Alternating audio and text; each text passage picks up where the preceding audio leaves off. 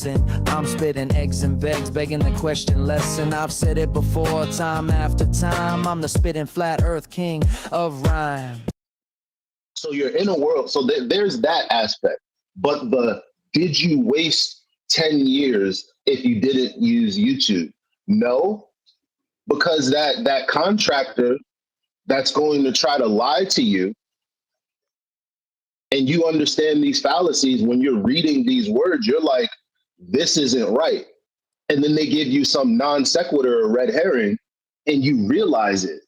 That realization increases your quality of life everywhere you go, unless you haven't reached that level as a flat earther.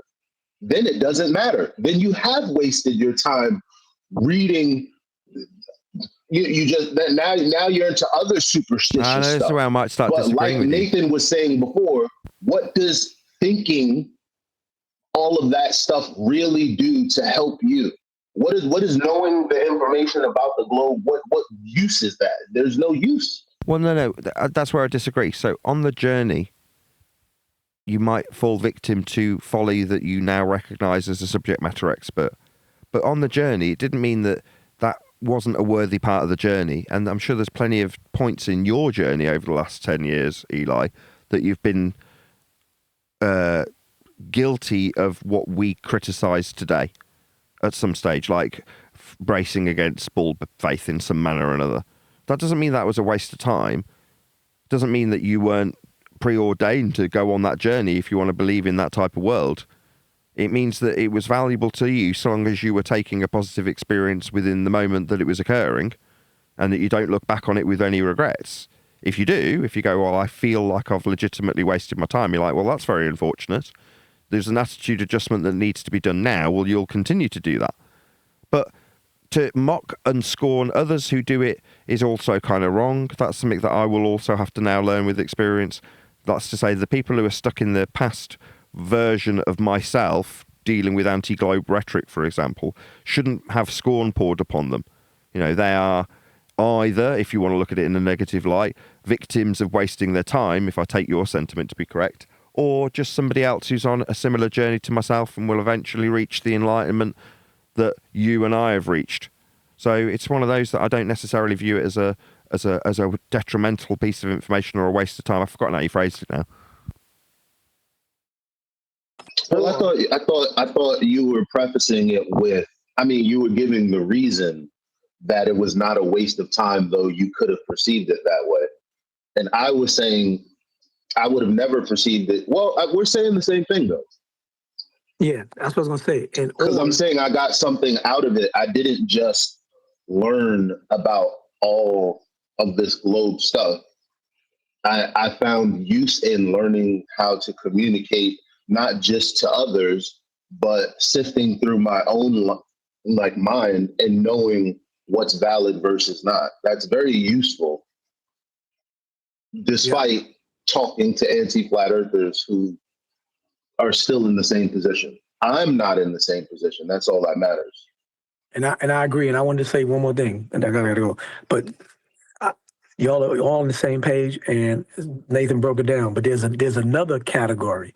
There's the ones that's on their journey, like Nathan. Then there's ones who are unfortunately victims of being argumentative and being pulled back and forth around that perpetual cycle of nonsensical back and forth, unnecessary, trying to prove somebody who's really not trying to hear it because they're on a mission on that side, intentionally or because of their cognitive dissonance, whatever it is, a lie or whatever. Then you have the people who like to do it because, I'm not going to mention who they are, but they even admittedly say it. It's for their own narcissistic, self-gratifying ways of loving to humiliate people and chopping their heads off and proving them wrong and proving that they're right. Some people get off on that. And that's why they stay on these servers and they go in there and they go there to decapitate, as he said globetards' heads. Some people, they like that. They get off on it. And they'll spend a large majority of their mornings or their evenings doing that by signing on Microsoft or Apple to get on and log in and do that. And that's back to what Nathan said. I ain't got time for that.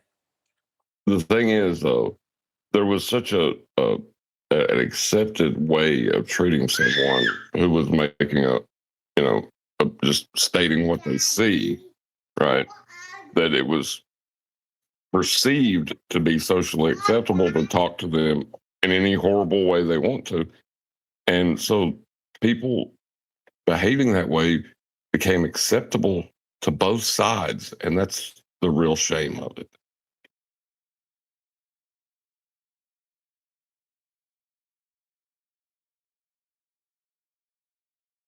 People are deranged. You're right, John. It was never a debate. It was It was never a point of contention. right. But I'm talking about. I mean, yeah. Well, we know that because it's measured for that. But I'm saying it was just merely for like Nathan said, keyboard courageous cowards, little twats, to be able to bark and throw wolf tickets around. It was an ad hominem circus storm. It was a I know I am, but what are you? It was a Kumo virus craziness. It was it's really insanity when you really think about it. But some people find it entertaining and they love it and they're possessed, they're obsessed with it. And they'll do anything to keep that window cracked, that door cracked, to be able to give that opponent or that person that doesn't agree with them a chance to slither something else in there so that it can just, revive. You know what it is? Putting a what is statement into a what if scenario gives you the feeling that you can in some way affect the outcome. Yep. Well, we all know when Nathan was talking about breaking noses, it was all a metaphor. And he said it over and over. But yet, there's people saying it's not a metaphor. Nathan made actual threats. People in the UK are being imprisoned for such online hate speech. Yeah, this is what I mean about the juice not being worth the squeeze. So, like, people are like, oh, you need to go and talk to these people. The people that literally want to have me imprisoned. You're like, yep. What? The juice ain't worth the squeeze, is it, lads? But they're the same people that want to yell at you and say you haven't got answers. You're like, what? So you can't win? Like, I'll give you my time proactively, and the net result of me pointing out how your dweeby behaviour would get your nose broken is you saying, no, you're making actual threats. No, it works both ways, dickhead. There's a million miles of fibre between me and my empty words about stamping on your fucking head, which is precisely what I'd do if you were so cheeky as to bring up my daughters to me when we were arguing about how flat reference frames are. Like, you don't understand. That is how a guy would respond to you if you did that in front of him. Now, yeah, he might face consequences if the police get called and the explanation isn't satisfied by them. Like, I felt threatened. He started talking about my little girls. This is some complete prick that sends me endless harassing messages, hangs around telling me that I'm stupid, insults me. Yeah, I felt quite threatened when he started talking about my girls, so I stamped on his fucking head. See, Nathan, you're saying you want to be nice to your fellow man, right? You want to be in that Christian vibe where but you can't. Watch the Green Mile again, because they're that little squirt CEO that wants to hang out with the other correctional officers because they're cool and they understand that these people are on death row. We got to keep them calm. Why are you getting them all excited? He's narcissistic. He's evil. He doesn't put the sponge in the water when the guy's getting electrocuted. He puts a dry sponge on there so the guy burns. That's what these people are. They're evil. So you can't be that nice guy to them. Sorry, but you just got to be the way you are. There's no way around it, because this is what they deserve, because that's how they're acting, even right up until this point. Maybe not directly to you, but they're saying it to me, and I bet they're sending it to other people too. So I don't care. Right. Tell them, Neil, you got to be Joshua sometimes. When Yeah. Joshua was a Philistine, you got to be like Joshua. You got to be that warrior. You got to go in the lion's den. Stop the sun, and kick some ass. Yeah. And Joshua, he had to go into the pit and slay some lions. In my personal experience as well with the authorities, I've mentioned this a couple of times, right? The one thing that I don't think I've mentioned up until now, I was quite surprised by. So one kid's nose got broken because he robbed from me, right? Now I knew he'd robbed from me, so I broke his nose. And this kid obviously did the same reaction that everybody else is describing that they should do. They've turned me into the monster. So suddenly I'm in front of the police answering questions, right? But they weren't the questions I expected. So what do you expect would be the questions? Oh, well, why did you break this kid's nose? Not a bit of it. The questions were, did you steal this kid's bike? Like, what the fuck are you talking about? Like, well, his bike went missing. shit. I'm like, no. And they're like, really? Because that's what we're investigating. I'm like, you're not investigating me breaking his nose? And they're like, no. I'm like, okay, I'm a bit confused now, because that's what I thought I was here for. And it's like, yeah, what's happened is this kid's got his nose broken by me because he's robbing stuff, but simultaneously he's being robbed from. And that's where the police have got involved. So like, okay, well, no, I'm not in the business of robbing people. No, far from it. And so much so that when I was robbed, I got so annoyed that I wanted to break this kid's nose and did, right? But that wasn't where their involvement stepped in. So it's like, you know, because you don't get to actually physically find out about the other side of the story from the kid that's robbed from you. It's just some kid that's robbed from you. So like, okay, is this a case of self-snitching or what's the deal? Because what I'm being asked questions about isn't the thing I expected. That's to say, you crack skulls and then you're being asked about a bike. Like, well, what's going on? This doesn't make any sense to me. But in the same way, you don't always find that the police have this nose that's always going to be sniffing around the thing that the gamma or beta has told them to sniff around. Like, they just don't trust anybody. And therefore, they're always sniffing around for anything. So, I don't know. It's a weird old world when it comes to the authorities. If you're going to ask for the authorities' assistance in anything, there's a good chance they'll start sniffing around you. And Exactly. they won't necessarily take what you have asked them for seriously. Yeah, but that guy, he lived so he wanted to steal, but when somebody stole from him, it was a problem. See, my friend, I got caught up in that when I was running with the guys in the mob. He got a beautiful Bramble pit bull, and he kept it in his yard, this little puppy. And within 2 days, somebody stole it. And I wanted to freaking raise hell. And my friend Joey was like, Neil, what are you doing? This is what I do for a living. So somebody takes from me, now I'm going to get mad? And I thought about it for a second. I was like, you know what? You're right. So when it comes back around, you can't be this furious guy when you're the one stealing from everybody else. My friend Joey had a good outlook on it and kind of woke me up to it too. But I wanted to raise hell. They took our freaking Bramble pit bull. We had to get that thing from a kennel in freaking Tennessee somewhere. That cost a lot of money. And you're just going to ignore it? Yeah, because that's what I do for a living. Look, that's why drug dealers don't report stolen property. Exactly. When their drugs and money is stolen, they don't call the cops because the first thing the cops goes to say is, "What are you doing with drugs?" I mean, that's it. When you ride dirty, the law knows that already. So why did he punch you in the nose? Oh, he did that? All right, now we're gonna go ask him. That's why they asked Nathan, "Did you steal his bike?" No. That's what they're concerned about. Nobody just punches people. People don't just go up and break people's nose for no reason. That's why they try to figure out what was the probable cause for you to do that. Once they find out the truth for how it happened, then they can press the assault charge. No, because maybe, but that wasn't the line of questioning that I got approached with. So it didn't even get mentioned. That was the weird thing. I was like, they never made any sense to me. It's like, what you want to find out is something, there's stuff getting robbed, basically. Now, the fact that I'm ancillary to this doesn't seem to be their main focus. That is to say, they weren't trying to haul me over the coals for breaking this kid's face.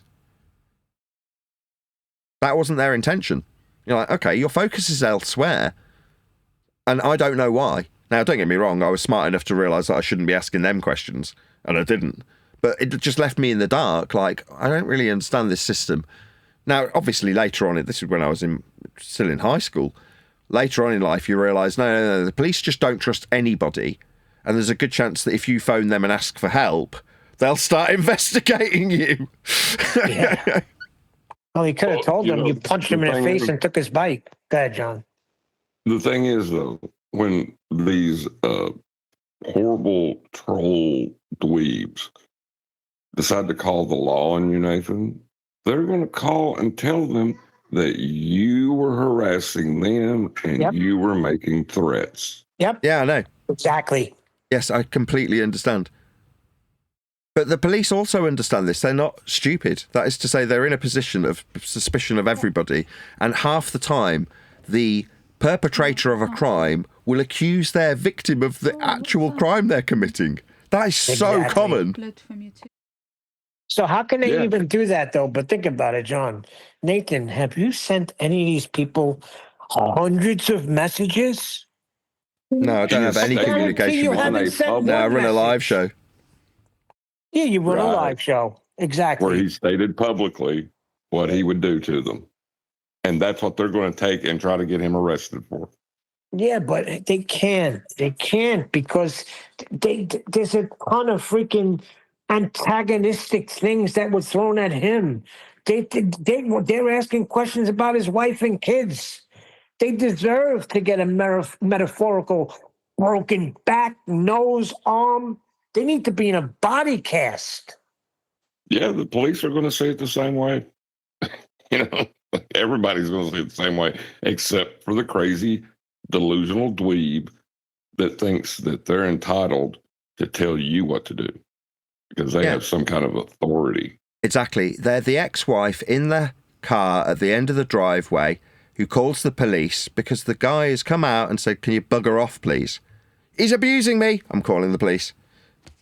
Yeah, the next thing you know, better than this is the metaphor. The policeman drags that bitch out the side window if she won't do what they are telling her to do. "Can you step out of the car, please, madam?"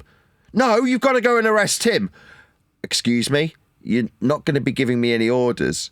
Oh, of course, this is some delusional crackpot.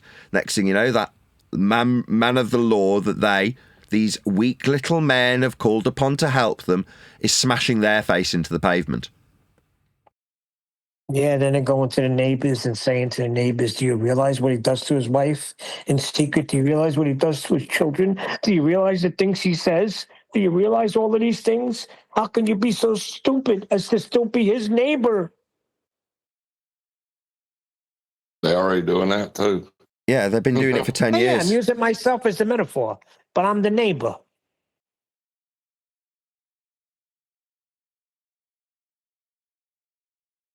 I'll tell you what, as far as analogies goes, this one is, sorry for the pun, spot on the nose. You know what I mean? Yeah. It is, though. Well, it's a fine line to toe, and I've towed it obviously perfectly. I shouldn't be surprised when people are going, "Yes, that's exactly how I feel." I shouldn't be surprised. I am. It's not the surprise of the reaction of the sentiment, it's the reaction of who it came from. When it came from Fisherman in a Box, a devout Christian, I was a little bit taken aback, I've got to be honest. Yeah, but he's a real, see, Nathan, he's a Christian that's a real dude. It's like me. He lives in a real world and he understands the consequences if these things were said to your face.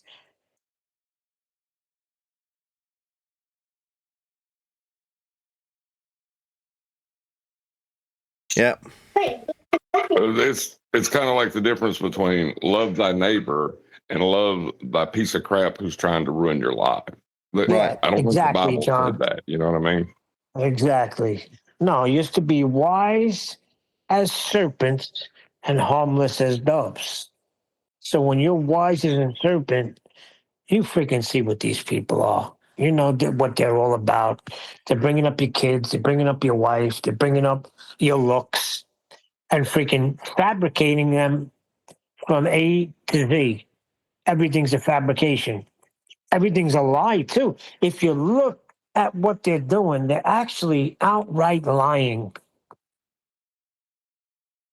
Yes, that's correct. But that line never gets assessed by them. So they'll happily lie to the authorities, they'll happily lie to the neighbours, all for one purpose. It's so they don't have to face the awful truth that they're lying to themselves. But in the process, they don't give a shit who they attempt to destroy. But what they assume is nobody is recognising the egregious behaviour that they're exhibiting. They assume everybody's dumb to it. Or worse, that everybody agrees with their position and will support them. And then they're shocked and shaken when they get their noses broken and the group around them cheer.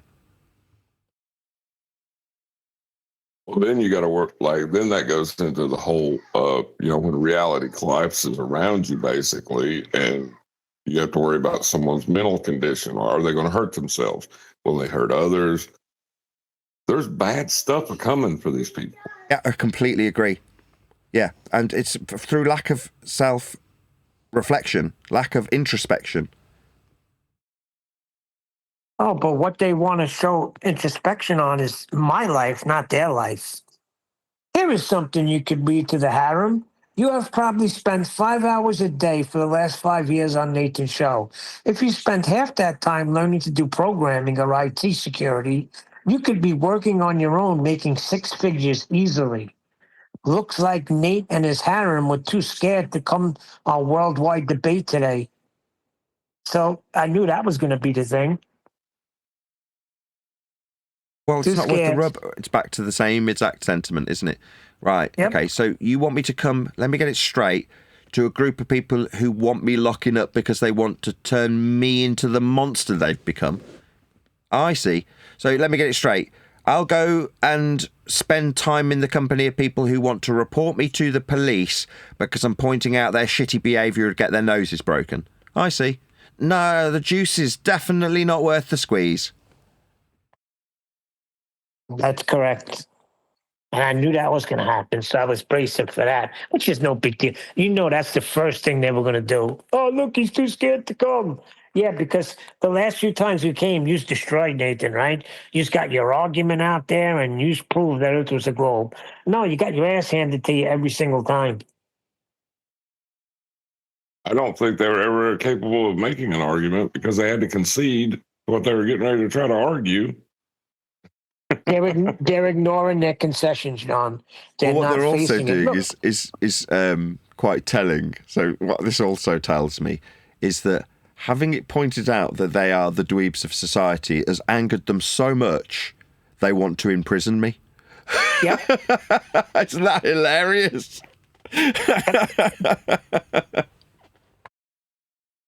That is kind of funny. Like, that's an admission of at least some kind of self-reflection, right?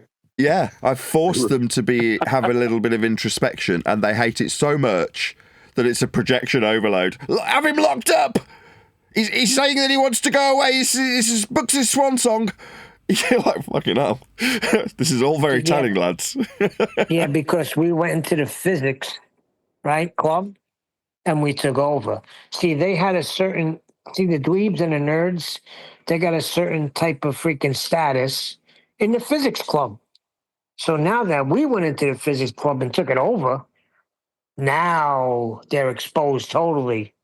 And the thing that they had power over, they lost it to the cool kids. I mean, everybody knows the Earth's a globe, and we come along and say, nah, it's actually measured flat from everybody everywhere throughout history. Now we've taken over their club, and the nerds are very upset about that. That's the one thing they had, Nathan. Yeah, well, when they had it, they just got away up until now. This is in recent history with utilising the same flat earth measurement system that we use. It's the shared kids in the wife at the end of the drive with binoculars analogy. The kids that we share are flat earth measurements. Previous to now, the kids were exchanged without any incident. Nobody made any mention of the fact that you've got the same kids called horizontal, vertical, perpendicular. These 3 beautiful kids that everybody was pulling around pillar to post and no one was recognising. Like, well, now the kids in the metaphor are going, excuse me, Yeah, we're just flat though, aren't we? Right? So why are you arguing? Like, bloody This hell. is a great analogy. Yeah, we're tied to these people because they need flat earth measurements too. It's like, well, in that case, keep the kids. I don't need to make any measurements. I don't need the kids. The kids are all grown up. They're both 16, 17, 18 years old now. So we don't need the kids. They don't need us. Right? The kids can get on with out of the house. They can carry on. They've got their own house. They've got their own level plane of existence without us involving ourselves with them. Right? But you want to delude yourselves that the kids still need you. Right? Because you need them. You need their being around you. You need to, by metaphor, utilize the flat earth measurements, the flat earth prerequisites to assert your bull belief that's led you to this egregious behaviour that's going to end up with you being dragged out your own car window by a policeman smashing your face against the pavement and then probably locking you up. Yep. They need the kids, and we actually don't. Well freaking said. Our kids are grown up and moved out. They're on their own, but they still need the kids. The kids, if by metaphor are the flat earth measurements, are independent of our involvement. Earth's measured flat regardless. The kids have got their own house without us interfering with it. Oh, this is a good one. I like this one. Yeah. But they're still at the bottom of the driveway with their binoculars yelling at us about how we should be giving them answers and how we haven't got any answers for them. And the only reason we're ignoring them is because we haven't got any answers. Like, the kids have gone. They're measuring Earth flat regardless of what we do. We don't have any involvement with the kids anymore. It was a delusion to think we had got any involvement. We'd stuck them in a private school that was boarding. The kids are grown up. They're pilots. They're freaking cartographers. They're freaking surveyors. And they're some of them also own ships, and they do celestial navigation. They're also closer to reality than a metaphor, right? We say metaphorically the kids, and we talk about the silent majority, but they are the kids that have grown up in a school where there's always one little 8-year-old that does not care that the teacher's going to shout him down when he says, I don't think it is a bloody globe, I think it's measured flat. And all the other kids go, yeah, actually, I heard that too. And the teacher tells them all to shut up unilaterally because that's the general reaction in any schoolroom. But there'll be a whole group of kids that have grown up with flat earth now. A whole generation. And that will massively skew the numbers. Yeah? So the lackluster state education that keeps them in silence in a row after row after row of a maths class won't alter that, generally speaking, the social influence of flat earth in general will have permeated all of that generation. The kids that are the age of my daughters, basically. So as much as we can use it as a analogy when we say the kids are the flat earth measurements, well, the kids literally who are coming up this current generation, there's going to be a huge number of flat earthers that just by default understand implicitly that Earth's flat, even though they've been through the school system, because it was something that was being challenged out on social media while they were being trained it was a ball in the classroom. So as much as for us in the 80s, 70s, whatever year we were growing up in, were indoctrinated successfully through that system, the average kid currently is more influenced by YouTube and TikTok, even if they are sat in a classroom. They're still talking to the other kids the majority of the time. How about another layer to this? And what the crazy woman's doing, or crazy person, spouse, is doing, is fighting for custody of the kids That are 18 and 23. Yes. They're already up and out. And the spouse, girl or guy, doesn't matter, but the spouse, the crazy spouse, is in the cul-de-sac going crazy, saying that he or she wants joint custody or wants custody of the adult children because you're teaching them reality. The earth is flat. And those kids, knowing and just working in everyday life, knowing that the earth is flat, totally destroy the worldview of the crazy spouse. So yeah, spouses fighting for custody of the adult children because of what you're teaching. Because of the loss of authority. That's what it is. The authority that they perceived themselves to have by making these flagrantly false statements about reality, the authority that they believed they had is eroded. And when faced with us. Well, You yeah, know what? one step worse You know than what that. I'm saying there was no authority to be gained anyway. So while they felt like they could sniff their own farts in a barroom setting where they're boring the tits off everybody talking about Earth moving around the sun or whatever boring bullshit they're boring people with, that was what you're describing, their perceived authority on the subject. But it's like you aren't actually dealing with Earth in any measurement capacity. Therefore, you sniffing your own farts in the bar, boring the tits off everybody, was utterly inconsequential to what Earth actually is when it's measured. You're not a pilot, you're not a cartographer, you're not doing anything of any consequence. All you were doing was A, sniffing your own farts, B, elevating yourself in an intellectual manner to the people around you so you could seem superior to them, and C, deluding yourself that you had some consequence in regards to the world and how it's dealt with. All three being incorrect. You know what, Nathan? Whether it's metaphorically, the way you're saying it about the spousal separation, it's the thirst of relevance. That's all it is. The thirst of worthiness and relevance. A lot of them don't have lives. A lot of them don't have any they're social misfit, introvert, twat geeks that really have no life. And being on social media gives them this avatar, literally, of an alter ego where they can, beef and quarrel and express themselves when they're really probably in a wheelchair, like the guy that passed away, blowing through a whistle to move around the house. You never know. It's about being relevant. That's all. Right. Well, by example, you've got a guy who calls himself Fight the Flat Earth, who goes around under fake names like Batman. Like, in his mind, he's a freaking crime fighter. Superhero.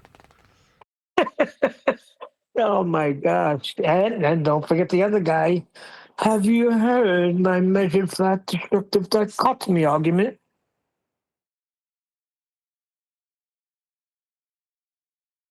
But what about the guy that uses flat earth math and states his name as flat earth math to try and prove to you that he's on a sphere?